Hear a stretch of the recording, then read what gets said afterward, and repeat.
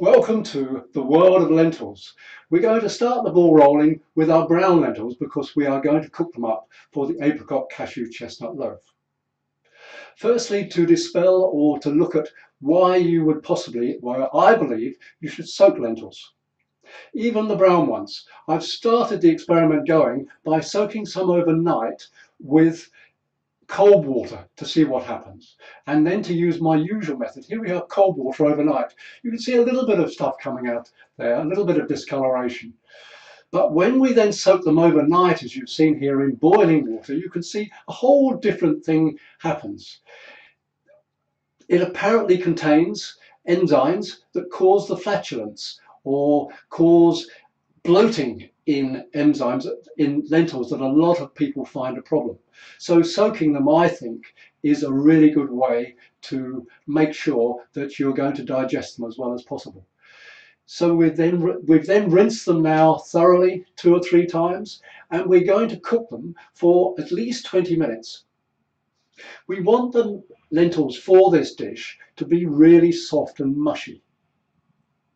For the apricot cashew chestnut loaf, for a filling in a pepper. When I started to look at lentils, I found that I really wanted them really soft. So here we have now our cooked lentils with the rest of our ingredients. We have our tomato paste, we have our herbs de Provence, we have our oil, we have a little bit of chili powder, which I like to use in homeopathic doses. Frying our onions shamanically, for me, is one of the big things in our shaman's kitchen. It's not a big leap for me to, when you're frying the onions, you're watching the steam come off.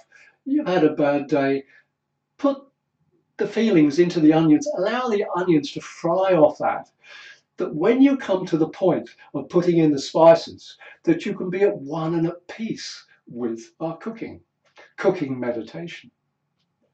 We're frying the onions until they are slightly brown, is always a good thing. And then we want to infuse with our herbs.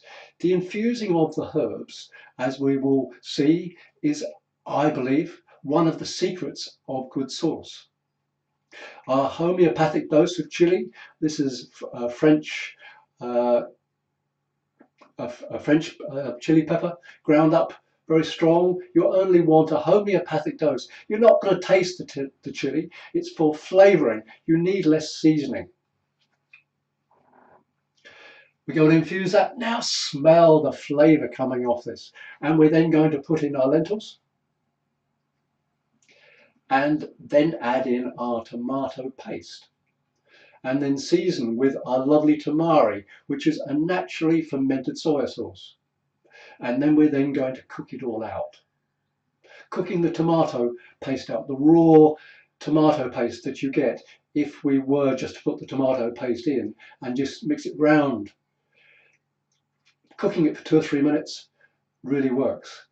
The only seasoning in this dish for the apricot cashew chestnut loaf is the seasoning of the lentils. So we're going for 3 dessert spoons of tamari for this.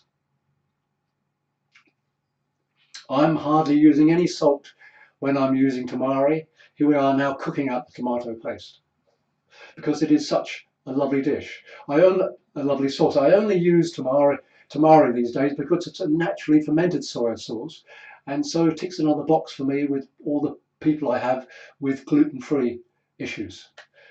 Thank you. That's the lentils with the tomato. We're now moving very swiftly on to the cumin and coriander version of. They're not one is better, they are just different. We're now infusing our 2 teaspoons of cumin, coriander. We're then going for our homeopathic dose in a second of chili. The smell that you get from infusing the spices, our chili just going in there, you see there's not much in that amount of lentils. We're infusing the spices. Just take a moment to infuse, to enjoy the smell that comes off. We're then going to put in our lentils, everybody. And please, the start of our journey with lentils, cooked with love, especially for you. Tamari going in here. Little taste test, of course. Thank you, everybody.